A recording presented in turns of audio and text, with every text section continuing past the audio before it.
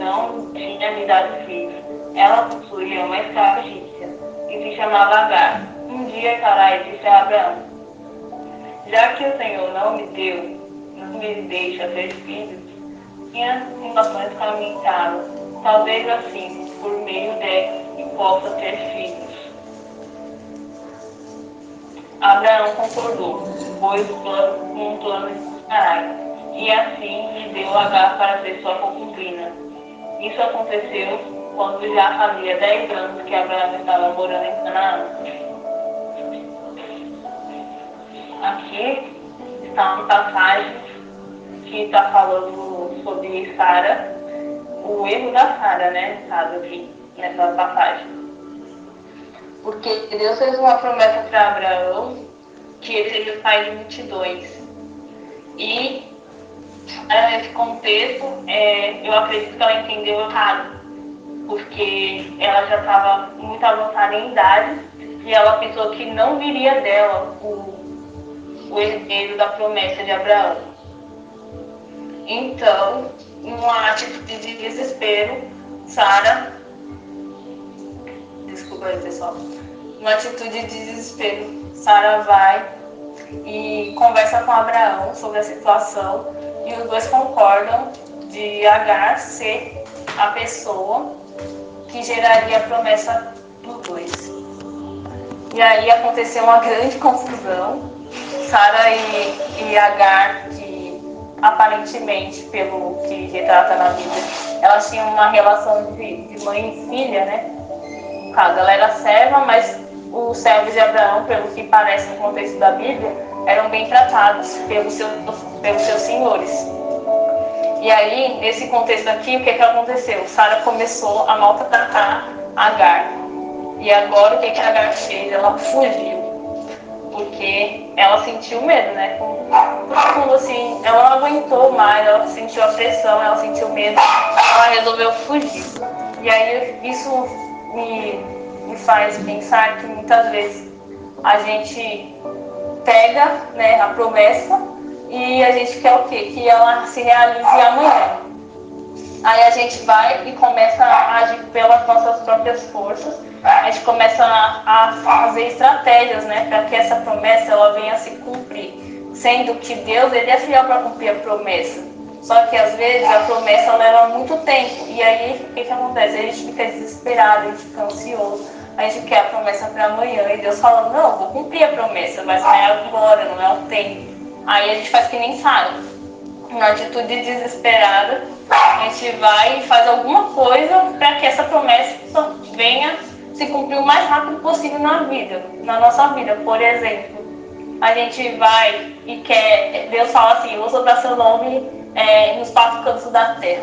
Aí você faz o quê? Você vai e conhece uma pessoa famosa, e aí essa pessoa, você pede para essa pessoa divulgar o seu nome para você pregar, para você cantar. E aí nisso você acaba fazendo algo que Deus não queria que você fizesse naquele momento, porque você não estava pronto. Aí quando você vai atender aquele convite, sem o preparo emocional, né, e psicológico, aí você sai de lá frustrado, não era o que você esperava, e às vezes até pensando coisas horríveis na sua cabeça, traz traumas, né, psicológicos. E eu acredito que isso que aconteceu com a Agar, ela estava traumatizada e ela resolveu fugir. Às vezes a gente também faz isso, em vez de encarar o erro, a gente faz o que a gente pode. O que a Agar fez, ela fugiu do deserto. Só que a Agar teve sorte, né? Muitos não têm essa sorte. A Agar encontrou um anjo do Senhor no deserto. Muitos não têm essa sorte de encontrar o anjo do Senhor no deserto. E aí muitas vezes a pessoa se perde, né, no caminho e não retorna, não consegue retornar. Depois que errou, depois que falhou, a pessoa sai, vira as costas para Deus, porque Deus não me ajudou, porque Deus falou que a minha promessa ia se cumprir, e já faz 10 anos e nada, não vejo nada acontecendo. E quando é que essa promessa vai se cumprir? Começa até a duvidar de Deus, né? Deus não falou que ia se cumprir, e por que não se cumpre? E aí, tudo tem o seu tempo, né? E aí a gente faz o quê? A gente foge da promessa, a gente foge de Deus, não é nem da promessa, a gente foge de Deus, porque Deus falou e não cumpriu, e aí a gente fica frustrado. Só que Deus falou que vai cumprir, mas ele não falou quando. Então a gente tem que perseverar e confiar em Deus, porque no momento certo que a promessa de Deus vai se cumprir. E aí, o que fez? Agar encontrou o anjo no meio do caminho. No meio do caminho. Se encontrou o anjo no deserto.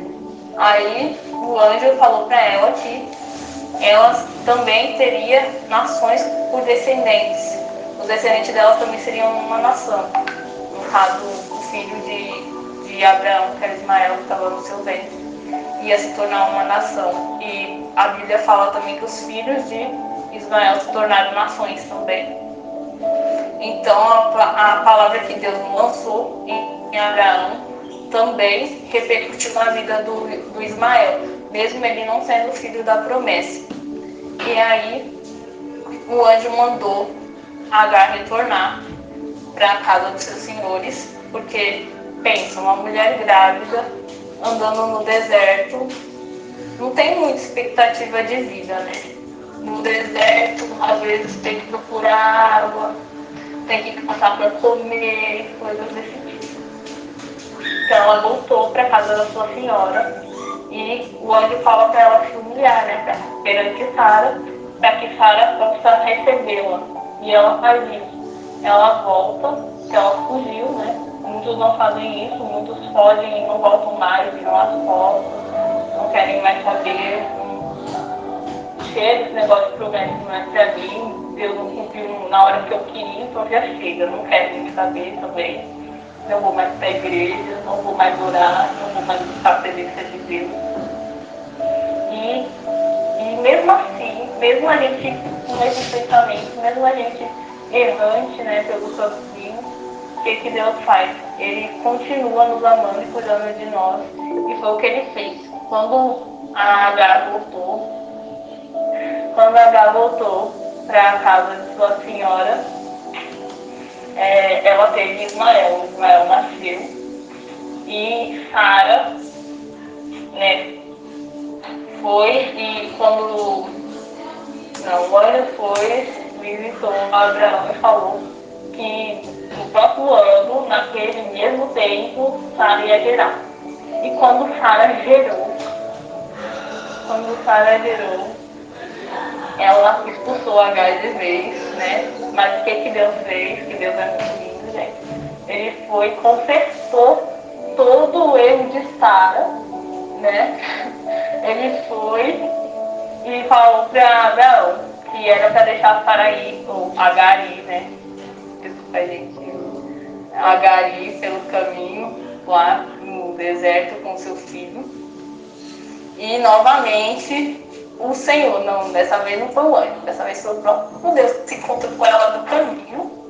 E ele falou a mesma coisa que o outro anjo tinha falado, que de Israel haveria uma grande descendência na vida dela. Ou seja, Deus corrigiu o erro que Abraão não conseguiu corrigir.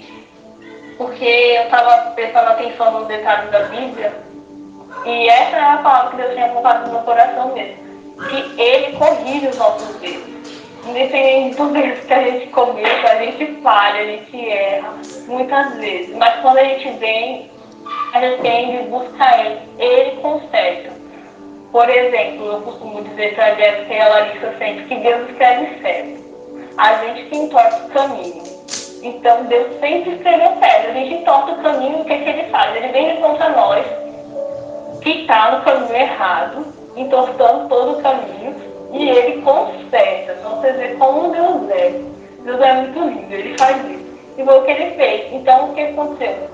Não foi só Sara que foi privilegiada nessa história, porque ela teve o seu filho. Ela não foi sarada, né? Porque ela era estéril, ela foi sarada, foi curada. E Agar também, porque agora Agar tinha descendência. Porque quem era Agar? Uma escrava. Uma escrava da casa dos seus senhores. De onde ela veio? Do Egito. Então, uma escrava que veio do Egito, para onde ela não tinha nem lugar para voltar mais. Porque ela era uma escrava. E o que Deus fez? Ele deu uma descendência para ela. E é essa palavra que Deus